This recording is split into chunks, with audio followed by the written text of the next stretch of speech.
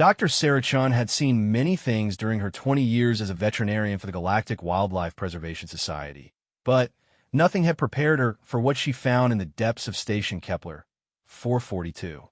The distress signal had been weak, almost lost among the cosmic static that filled the communication arrays of ships traveling through the Outer Rim territories. Most captains would have ignored it, dismissing it as another piece of space junk sending out automated emergency calls. But Sarah wasn't most captains, and her modified medical frigate, the Healing Wing, was equipped with the most advanced life detection sensors in known space. The station hung in the void like a massive metal skeleton, its hull scarred by decades of meteor impacts and solar radiation. Once, it had been a thriving research facility, part of the Terran Federation's ambitious deep space exploration program. Now, according to Sarah's computer, it had been abandoned for over 30 years, officially decommissioned when budget cuts forced the government to focus resources closer to home. The structure still held atmosphere in some sections, powered by a fusion reactor that had been built to last centuries. Sarah guided her ship through the station's main docking bay, her practiced hands working the controls with the efficiency of someone who had performed similar maneuvers hundreds of times. The bay was vast, designed to accommodate research vessels much larger than her modest frigate. Ancient loading mechs stood frozen in place, their arms extended as if still waiting for cargo that would never come. Emergency lighting cast everything in a dim red glow, and her ship's external cameras revealed layers of dust coating every surface. Arya ran a full atmospheric scan. Sarah commanded her ship's artificial intelligence as she sealed the docking clamps. "Atmosphere is breathable in this section, Dr. Chun." The AI responded in its calm, synthesized voice. "Temperature is 12 degrees Celsius. I'm detecting multiple life signs throughout the station, though most appear to be small organisms. However, there's one reading that seems unusual." Sarah frowned as she pulled on her environmental suit. "Unusual how?" "The biosignature is unlike anything in my databases. It's definitely sentient, possibly reptilian based on the thermal readings, but the size suggests something much larger than typical station wildlife. The life signs are concentrated in the lower detention levels." Detention levels. Sarah's blood ran cold. She had heard rumors about stations like this, facilities that conducted research that skirted the edges of galactic law. The official records claimed Kepler 442 had been a xenobiology research station, studying the diverse life forms discovered as humanity spread through the galaxy. But some records suggested darker purposes, experiments that violated the sentient rights accords that govern interaction with intelligent alien species. Sarah gathered her medical supplies and headed for the airlock. Her equipment kit contained everything she might need to treat injured wildlife: surgical tools, medications, restraining devices for aggressive animals, and portable life support systems. She also carried her sidearm, a plasma pistol that she hoped she wouldn't need to use. The station's corridors were a maze of metal and shadows. Sarah's helmet light cut through the darkness as she followed the layout displayed on her suit's heads-up display. The walls were covered with faded signs in multiple languages, directing visitors to laboratories, living quarters, and administrative offices. Some sections had been sealed off with heavy blast doors, their warning lights still blinking after 3 decades. As she descended deeper into the station, Sarah began to hear sounds that made her skin crawl. Scratching noises echoed through the ventilation systems, accompanied by occasional chittering that suggested the presence of vermin that had made the abandoned station their home. But underneath these familiar sounds was something else, a low rumbling that seemed to vibrate through the station's hull itself. The detention level was darker than the rest of the station. Here, the emergency lighting had failed in several sections, leaving long stretches of corridor in complete darkness. Sarah's light revealed heavy security doors lining both sides of the hallway, each marked with identification numbers and warning symbols. Most of the cells stood open, their contents long since removed or escaped. But as Sarah moved deeper into the level, she noticed that some doors remained sealed, their locking mechanisms still active. The rumbling sound grew stronger as she approached the end of the corridor. Sarah's heart hammered her chest as she realized the sound had a rhythm to it, almost like breathing, but far too deep and powerful to come from any human throat. Her suit's sensors were going crazy, detecting elevated radiation levels and energy signatures that defied easy explanation.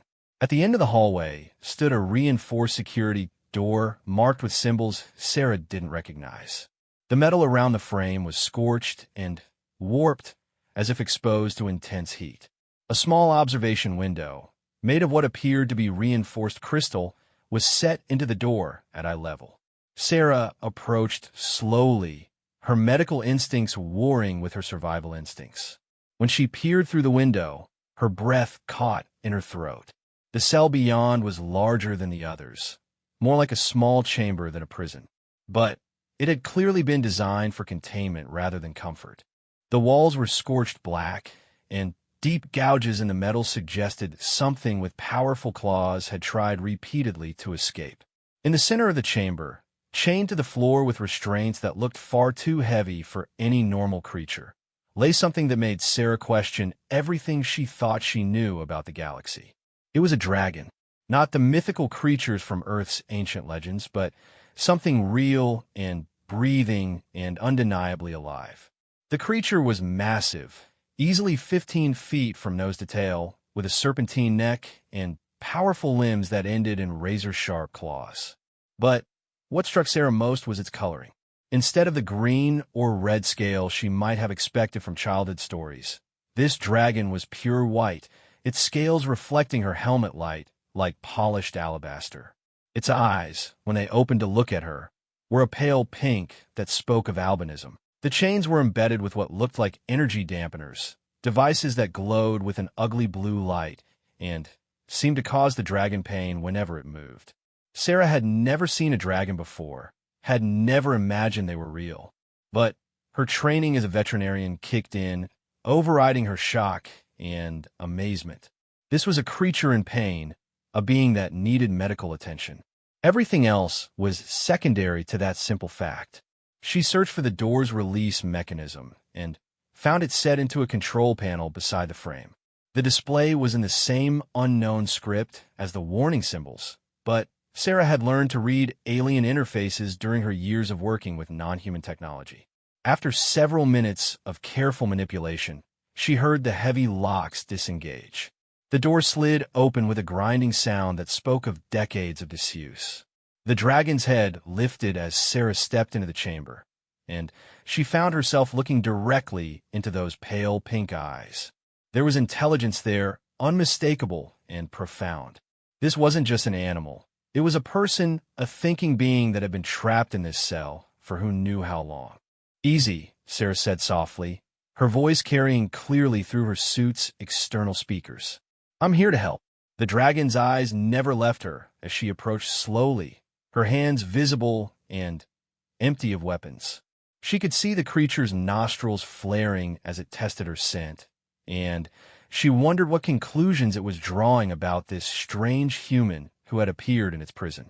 Up close, the dragon's injuries were even worse than they had appeared through the window. The creature was severely malnourished, its ribs visible beneath the white scales. The infections in the wounds on its flanks had spread, creating angry red streaks that spoke of systemic illness. The energy dampeners built into the restraints were slowly killing it, draining its life force with each passing day. Sarah knelt beside the dragon's massive head. The creature's eyes closed briefly, and when they opened again, Sarah saw something that broke her heart. It was resignation, the look of a being that had given up hope of rescue, that expected nothing but more pain from the strange creatures that had captured it. Sarah began by examining the restraints. The chains were made of some kind of metamaterial that seemed to drink light, and the energy dampeners hummed with malevolent purpose. If you can access the local control node, I should be able to override the locking mechanism. Sarah looked around the chamber and spotted a small control panel built into the wall near the door. Like everything else in the facility, it was covered in dust and showed signs of long neglect.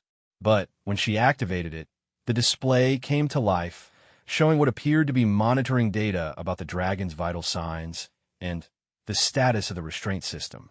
As Sarah worked to understand the alien interface, she became aware that the dragon was watching her every move. The creature's intelligence was obvious in the way it tracked her movements and seemed to understand what she was trying to do. When she looked back at it, the dragon made another soft sound, this one almost questioning. "I'm trying to free you," Sarah explained, knowing the dragon probably couldn't understand her words, but hoping her tone would convey her intentions. "These controls are more complex than I expected, but my AI is helping me decode them. I can disable the dampeners, but I should warn you that doing so may cause a significant energy discharge." "Do it," Sarah said without hesitation. Right now, she had a patient who needed immediate medical attention. "Can you understand me?" Sarah asked, her voice barely above a whisper. The dragon's response came not in words, but in a gentle touch. The creature's massive head moved closer to her, and Sarah felt the dragon's snout brush against her helmet in what could only be described as a gesture of gratitude. In that moment, despite all the barriers between them, species, language, the very environment they occupied, Sarah felt a connection form that transcended anything she had experienced before. The dragon was dying. That much was clear from even a basic visual examination. But it was alive and intelligent, and for the first time in who knew how many years, it was free. Sarah had work to do, and she had never been more determined to save a patient in her entire career. As she began to unpack her medical equipment, she wondered what other secrets the galaxy held, and how many other creatures like this magnificent being were still waiting to be discovered or rescued. The next 72 hours aboard Sarah's ship became the most challenging of her veterinary career. She had managed to convince the dragon to trust her enough to board the healing wing, though the process had required careful planning and no small amount of engineering ingenuity.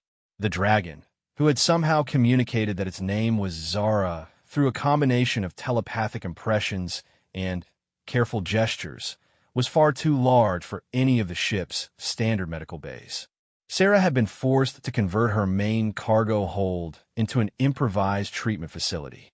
She sealed off the area and flooded it with a breathable atmosphere mixture that her sensors indicated would be suitable for both human and dragon physiology. The ship's gravity generators were adjusted to provide optimal comfort for her massive patient, and she had installed additional heating elements to maintain the higher temperatures that Zara seemed to prefer. The dragon's injuries were worse than Sarah had initially realized. Years of confinement and the energy-dampening restraints had caused severe muscle atrophy, and the infections from untreated wounds had spread throughout Zara's system. Most concerning were the neurological symptoms that became apparent once the dragon was free to move around.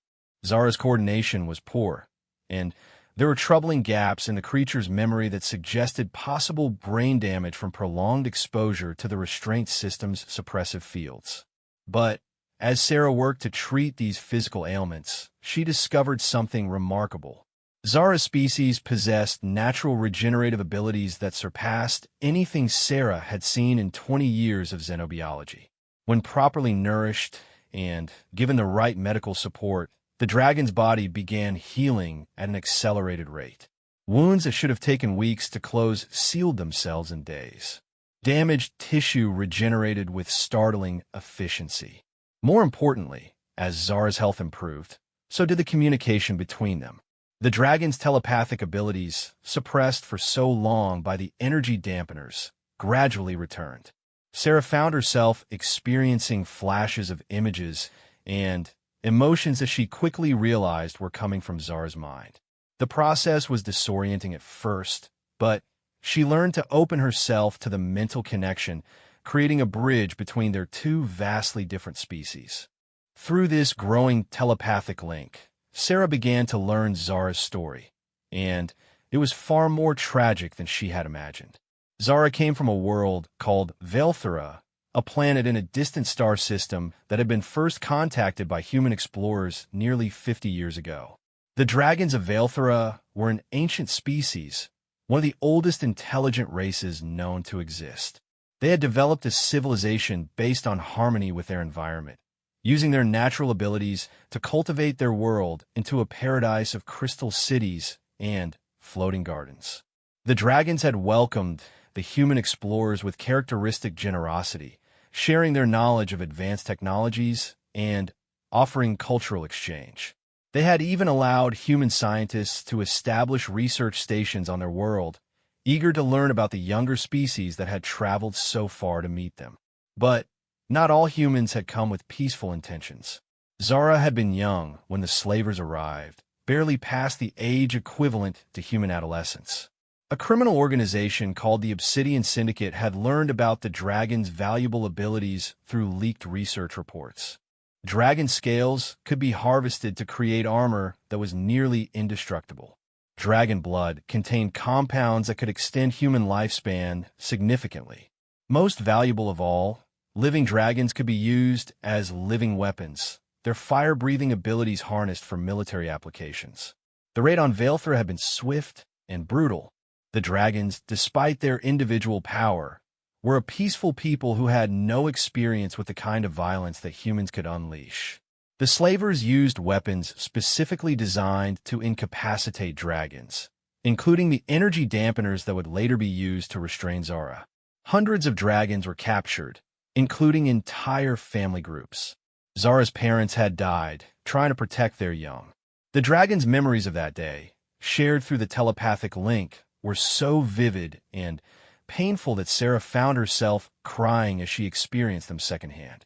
The sound of weapons fire echoing through crystal corridors. The sight of magnificent creatures falling under the weight of suppression fields. The desperate mental cries of separated family members calling for each other across the battlefield. Zara had been taken along with dozens of other young dragons to various research facilities throughout human space. The Obsidian Syndicate sold their captives to unethical scientists and military contractors who wanted to study dragon physiology and harness their abilities. Some dragons were used for medical experiments, their regenerative abilities making them ideal test subjects for procedures that would kill normal creatures. Others were trained as living weapons, their minds broken until they became obedient tools of destruction. Zara had ended up at Station Kepler 442, where a team of researchers had attempted to unlock the secrets of dragonfire. They subjected the young dragon to endless tests, forcing Zara to demonstrate the ability to breathe flames while they monitored every aspect of the process. They took tissue samples, drew blood, and subjected Zara to procedures that would have been considered torture if performed on a human subject. But the research program had been shut down when the Galactic Council passed new legislation protecting sentient species from exploitation. The legitimate government agencies that had been funding the research pulled their support, leaving facilities like Kepler 442 without resources to continue their work. Rather than properly relocate their test subjects, many of these facilities simply abandoned them, leaving creatures like Zara to die slowly in their containment cells. Sarah was horrified by what she learned, but she was also amazed by Zara's resilience. Despite everything the dragon had endured, there was no hatred in Zara's mind, no desire for revenge against the species that had caused so much suffering. Instead, there was a profound sadness for what had been lost, and a growing hope as Zara realized that not all humans were like the ones who had caused such pain.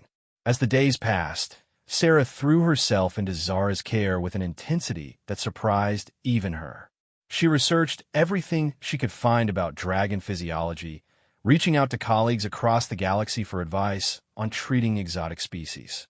She experimented with different nutritional supplements, developed new physical therapy techniques to help Zara regain strength, and even consulted with xenopsychologists about the mental health needs of trauma survivors. The breakthrough came on the fourth day, when Zara's telepathic abilities had recovered enough to allow for true conversation. Sarah was running a routine medical scan when she suddenly heard a clear voice in her mind, speaking in perfect English. "Dr. Chun, thank you for saving my life. But I must ask, what happened to my people? Are there others like me still imprisoned?" The question hit Sarah like a physical blow. In her focus on treating Zara's immediate medical needs, she hadn't fully considered the broader implications of what she had discovered. If Zara had been imprisoned for over 30 years, how many other facilities might still contain captive dragons? How many creatures like Zara were still waiting for rescue? "I don't know," Sarah answered honestly, both aloud and through the mental connection they now shared. "But I promise you, we're going to find out." That evening, as Zara rested in the converted cargo bay, Sarah sat in her ship's communication center and began making calls. She contacted her superiors at the Galactic Wildlife Preservation Society, filed reports with the Interspecies Rights Commission, and reached out to investigative journalists who specialized in exposing illegal research operations. The response was immediate and overwhelming. Within hours, Sarah's ship was receiving priority communications from government officials, rights advocates, and law enforcement agencies across human space. The discovery of a living dragon, particularly one with such a detailed account of past atrocities, sent shockwaves through the galactic community. Sarah learned that Zara was not the only survivor. Over the decades since the raid on Vaelthera, various dragons have been discovered in illegal facilities, though most have been found too late to save. A few had been rescued and relocated to protected environments, but the trauma of their experiences had left them unable to communicate their stories as clearly as Zara could. More importantly, intelligence agencies had been tracking the remnants of the Obsidian Syndicate for years, following a complex web of illegal operations that stretched across multiple star systems. Zara's testimony provided crucial missing pieces to investigations that had been stalled for decades. But Sarah also learned something that filled her with both hope and determination. The dragon homeworld of Vaelthera still existed, and while its population had been devastated by the slavers' raid, the species had survived. A small community of dragons still lived on their crystal world, working to rebuild their civilization while mourning their lost family members. "Zara," Sarah said that night, sitting beside the dragon's massive form as Zara rested, "would you like to go home?" The emotion that flooded through their mental connection was so intense that Sarah gasped. Joy, hope, longing, and fear all mixed together in a wave of feeling that brought tears to her eyes. Zara had spent so many years believing that home was lost forever, that the slavers had destroyed everything worth returning to. "Is it possible?" Zara asked, the dragon's mental voice trembling with emotion. "Are my people truly still alive?" "They are," Sarah confirmed, "and I think they've been waiting for you to come home." As Sarah began planning the journey to Vaelthera, she realized that this was about more than just one dragon's rescue. This was an opportunity to begin healing wounds that had festered for decades, to bridge the gap between species that had been created by violence and mistrust. Zara's story would serve as testimony to the universe about what happened when fear and greed overwhelmed compassion and respect for other life forms. But it would also serve as proof that redemption was possible, that understanding could grow from tragedy, and that sometimes the greatest acts of healing came from the simplest acts of compassion, like one person choosing to help another, regardless of the differences between them. The journey to Vaelthera would take several weeks, but for the first time in over 30 years, Zara was traveling toward home rather than away from it. And Sarah had never felt more certain that she was exactly where she was supposed to be. The first sight of Vaelthera from orbit took Sarah's breath away. The planet hung in space like a jewel, its surface covered with crystalline structures that caught and reflected the light of its twin suns. Floating islands drifted through the atmosphere, connected by bridges of living light that pulsed with energy. Even from space, she could see the careful harmony between the natural world and the dragon civilization, a perfect balance that spoke of thousands of years of careful cultivation. But she could also see the scars. Dark patches marked areas where the crystal cities had been damaged during the slavers' raid 50 years ago. Some of the floating islands hung lower than others, their lift systems damaged and never fully repaired.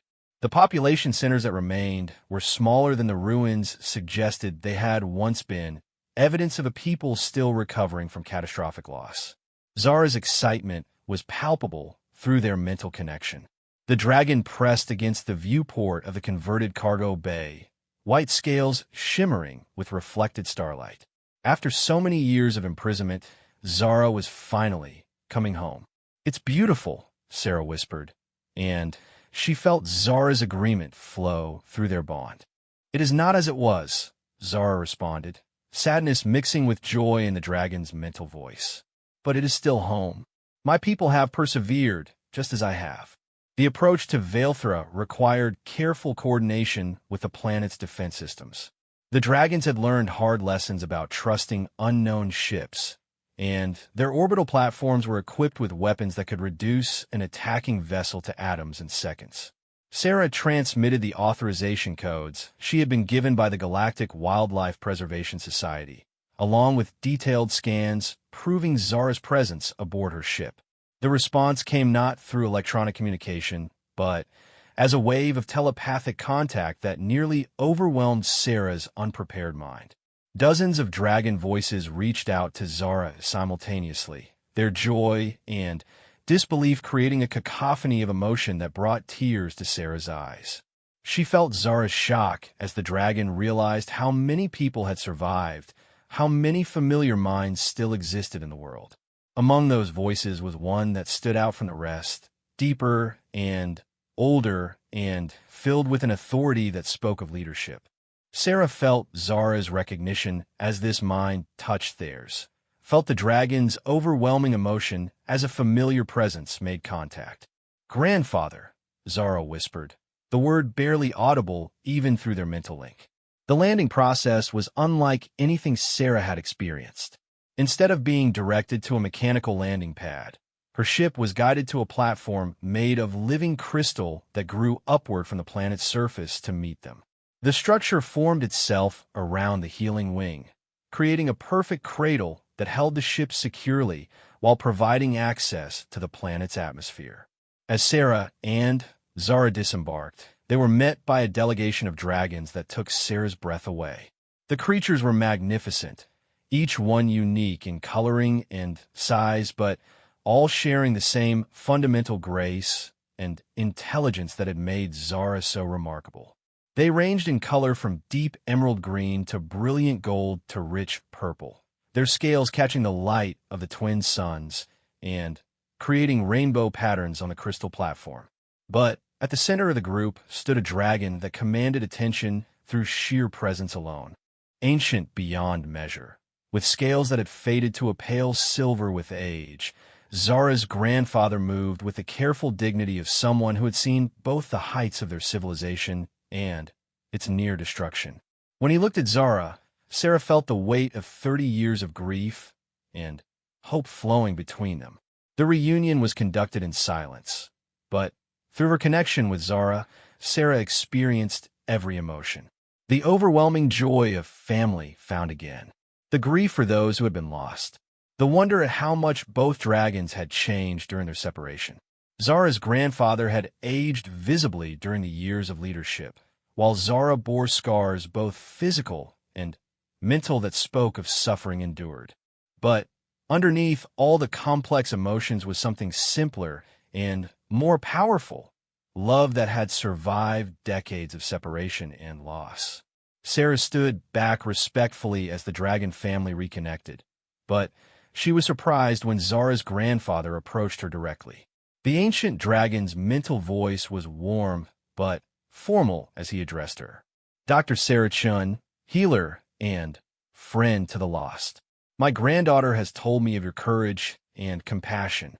You saved not just one life, but returned to us a piece of our heart that we thought was lost forever. How can we possibly express our gratitude?" Sarah felt overwhelmed by the courtesy and dignity with which she was being treated. These creatures had every reason to hate and fear humans, yet they were welcoming her as an honored guest. "I'm just glad I could help," Sarah said aloud, knowing her words would be understood through Zara's translation. "Zara is remarkable. I've learned as much from caring for her as I was able to give." What followed were several days that transformed Sarah's understanding of what civilization could be. The dragons of Elthera had rebuilt their society around principles of healing and restoration, both for their wounded planet and for their traumatized people. They had developed new forms of therapy that combined advanced medical knowledge with telepathic healing techniques, helping survivors of the slavers' raids process their experiences and reclaim their lives. Sarah was given unprecedented access to their medical knowledge, learning techniques for trauma treatment that were unlike anything in human medicine. The dragons' natural empathy, enhanced by their telepathic abilities, allowed them to understand and treat psychological wounds with remarkable precision. In return, Sarah shared her own expertise in xenobiology and interspecies medicine, contributing to treatments that would help other rescue dragons recover more quickly. But perhaps the most important development was Zara's own healing process. Surrounded by family and friends speaking the native language for the first time in decades, Zara began to rediscover aspects of dragon identity that had been suppressed during the years of captivity. Sarah watched in amazement as her patient transformed from a traumatized survivor into a confident, vibrant being who took joy in simple things like flying through the crystal canyons and sharing meals with loved ones. The changes weren't just psychological. With proper nutrition and the support of Zara's own people, the dragon's physical recovery accelerated dramatically. The white scales, which Sarah had initially attributed to albinism, began to show subtle color changes as Zara's health improved. Patches of pale blue appeared along the wing membranes, while the dragon's eyes deepened from pale pink to a rich violet. Sarah learned that Zara's coloring was actually quite rare and considered beautiful by dragon standards, a natural variation that had made the young dragon special even before the traumatic events that followed. As Zara healed, the dragon began to talk about the future. The traumatic experiences hadn't destroyed Zara's compassion or desire to help others. Instead, they had created a deep understanding of what other survivors might be going through and a determination to prevent similar tragedies from occurring. "There are still others out there," Zara told Sarah one evening as they watched the twin suns set over the crystal canyons. "Dragons who haven't been found yet, who are still trapped in facilities like the one where you found me. And not just dragons, other species who have been captured and exploited by those who see them as resources rather than people." Sarah nodded, having had similar thoughts during their journey to Velthera. Her discovery of Zara had already led to several rescue operations, but it had also revealed the scope of the problem. The illegal trade in sentient beings was far larger than anyone had realized, hidden in the shadows between star systems and protected by layers of corruption and indifference. "What do you want to do about it?" Sarah asked. Zara's response came not in words, but in a flood of images and emotions that showed Sarah a vision of the future. Ships equipped with advanced medical facilities traveling between worlds. Teams of rescuers trained to understand the needs of different species. A network of rehabilitation centers where survivors could heal and rebuild their lives. "I want to work with you," Zara said simply. "You saved my life, but more than that, you showed me that there are humans who see other species as equals, as people worth saving. If we work together, we can find the others and bring them home." The proposal that emerged from their discussions was ambitious, but achievable. Sarah would modify her ship to accommodate multiple species, creating a mobile rescue and rehabilitation facility. Zara would use the growing network of dragon contacts to gather intelligence about illegal facilities and trapped beings. Together, they would work with government agencies and rights organizations to mount rescue operations and provide aftercare for survivors. The dragons of Velthera embraced the plan enthusiastically. They provided advanced technology to upgrade Sarah's ship, including new medical equipment that could treat a dozen different species simultaneously.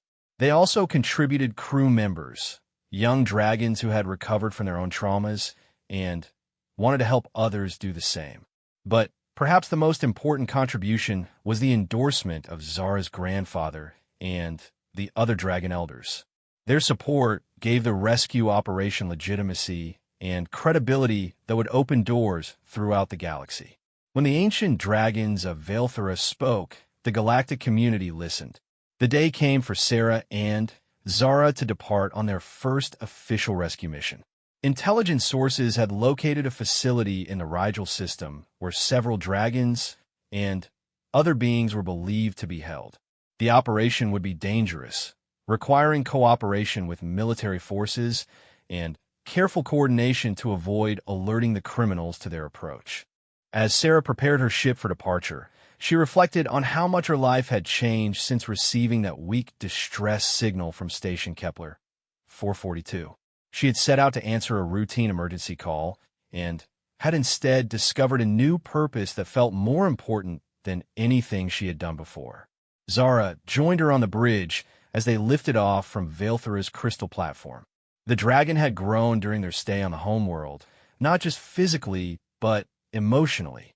The traumatized creature Sarah had found in that prison cell had transformed into a confident partner and friend, someone who understood both the darkness that existed in the galaxy and the light that could be brought to drive it back. "Are you ready for this?" Sarah asked as they cleared the planet's atmosphere and set course for their destination. Zara's response came through their mental connection, filled with determination and hope. "I've been ready for 30 years. I just needed someone to show me the way." As the stars stretched into lines around them, Sarah smiled. They were heading into danger, facing an enemy that had already proven its willingness to cause suffering. But they were also carrying something more powerful than weapons or technology. The knowledge that compassion could triumph over cruelty, that understanding could bridge any gap between species, and that sometimes the most important journeys began with the simple decision to help someone in need. Behind them, Vaelthera grew smaller in the viewports, its crystal cities glowing like beacons in the darkness. Ahead lay the vast galaxy, filled with wonders and terrors in equal measure. And somewhere out there, others were waiting for rescue, holding on to hope that someone would care enough to come for them. Sarah Chun had answered one distress call and changed 2 lives forever. Now she was ready to answer as many more as it took, with a dragon by her side and a ship full of dreams for a better universe.